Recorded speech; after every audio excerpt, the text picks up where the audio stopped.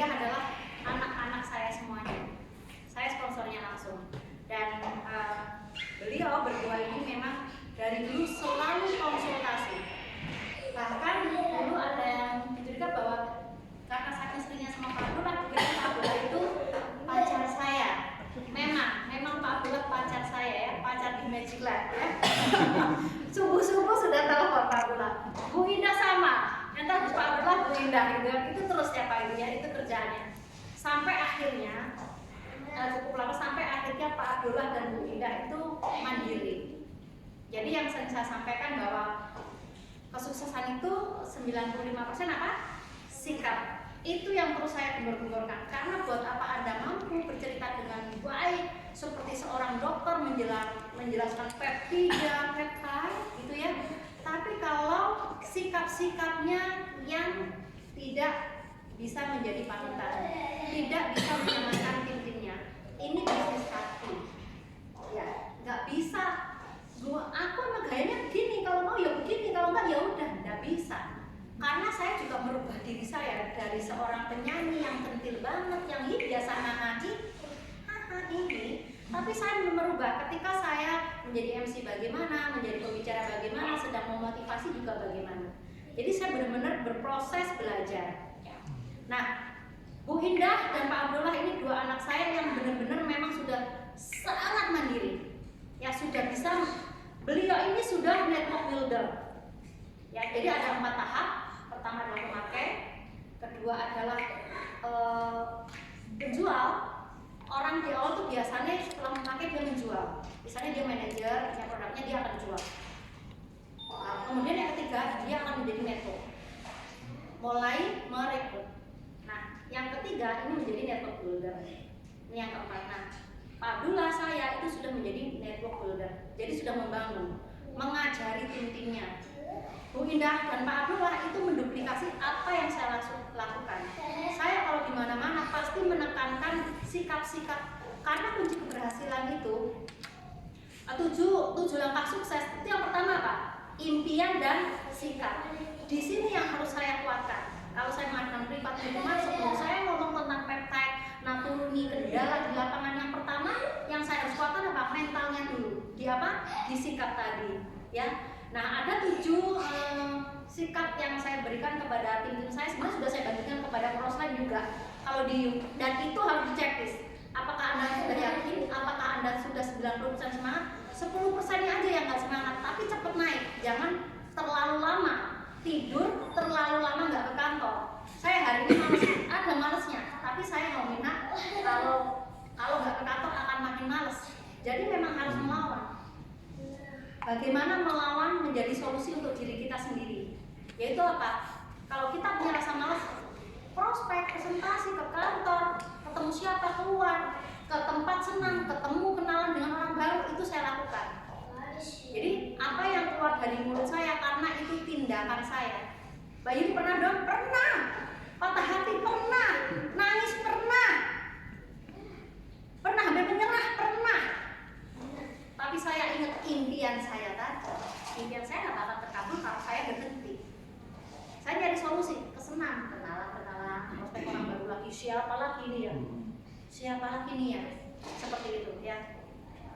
Bu Indah menduplikasi apa yang saya lakukan, Pak Abdullah juga sudah mulai berminatinya ya. Jadi ikutin aja Bu, jangan melawan apa yang Bu Indah sarankan, yang Pak Abdullah sarankan. Suruh Rabu ke kantor belajar. Suruh belajar, ada tugas, saya memberi tugas juga kepada Bu Indah, Pak Abdullah, yang leader-leader Bu Nevi semuanya, layanan pertama saya, Mbak Ratna juga. Saya bilang, Mbak Ratna semua, Bu Yanti sudah bisa apa yang saya lakukan ke bawah. Pertama kan kita belajar, setelah belajar apa? Lakukan. Setelah sudah melakukan, ajarkan. 3, ini yang harus dilakukan terus-menerus. Itu aja. Tidak ada orang yang sukses yang tidak konsisten. Pasti semua konsisten. Dulu kita SD, SMP, SMA itu konsisten. Orang karyawan kantor semua konsisten. Ya, yang matematikanya jelas ketika di kantor itu penghasilannya juga segitu aja. Betul ya Pak Indro ya?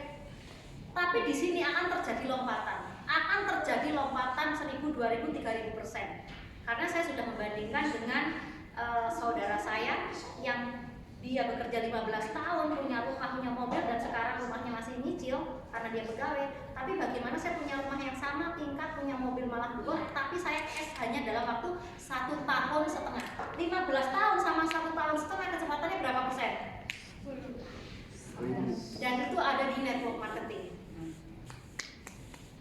Ternyata jadi berkomunitaslah, berdekat-dekatlah dengan upline, ya. Jangan upline yang harus apa kabar, kita yang harus aktif. Kalau saya dulu aktif terus sama upline saya ke atas. Saya selalu menyapa sama Pak Indro, bukan saya yang disapa. Jadi sebenarnya kelihatan kita bisa membaca tim kita. Orang-orang yang memang mau sukses itu pasti dia sangat aktif, banyak bertanya, sama kayak Bu Hinda, banyak bertanya, Pak Abdullah dulu, semuanya itu pasti orangnya aktif, gitu loh. Jadi jangan nanti ngerepotin Bu Hinda, ngerepotin Mbak Yuli, enggak, gitu loh. Tapi pastinya harus kalau Bu Hinda ke saya, jangan timnya Bu Hinda semua ke saya, timnya Barata semua ke saya, timnya Pak Abdullah semua ke saya. Kira-kira saya gimana? Nah itu ya, jadi kalau kita mohon maaf, apalagi saya perdekat, nah itu dulu ya, itu dulu. Jadi etikanya juga tetap harus dijaga. Intinya lakukan dan konsisten. Saya sampaikan yang ini semua udah member di sini ya, konsisten. Fokusnya masih saya pahami deh, mungkin punya bisnis yang lain, oke. Hanya bedanya kalau fokus itu makin cepat, tapi daripada nggak fokus, nggak konsisten, mending konsisten dulu deh lakunya, iya kan? Indomie itu sudah laku dan enak, betul nggak? Tapi kenapa dia promosi terus? Membangun branding. Nah kita juga harus membangun branding kita, personal branding kita. Saya sekarang nggak rekrut orang pada nawarin ke saya, menawarkan diri. Mbak Yuli, aku mau dong, kok aku lihat Mbak Yuli kok terus konsisten. Akhirnya kita menjadi magnet. Jadi tunjukin dengan diri kita sendiri dulu. Di kantor gaji 5 juta, 10 juta, 20 juta mau bertahun-tahun dilakukan konsisten pagi sampai sore. Kenapa di sini diberi kebebasan waktu dan kebebasan finansial?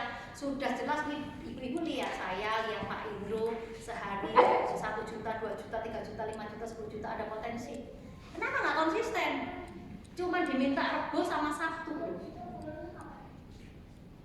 Betul nggak? Yang karyawan, betul nggak? Karena apa? Itulah manusia. Ketika dikasih kebebasan, ya udah. Tapi memang harus kamu kan kalau kantor kamu dosa, baru ke kantor.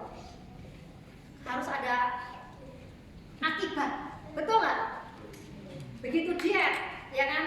Begitu diet, besok aja. Tapi coba kalau puasa, nggak sahur aja bisa loh, nggak makan, nggak minum, nggak lemes, betul nggak? Karena apa? Ada akibat. Kalau makan dosa batal. Jadi berarti apa? Kita yang harus memberikan mindset ke diri kita. Aku kalau nggak gini impianku nggak tercapai. Ngelawan gitu loh, harus ngelawan.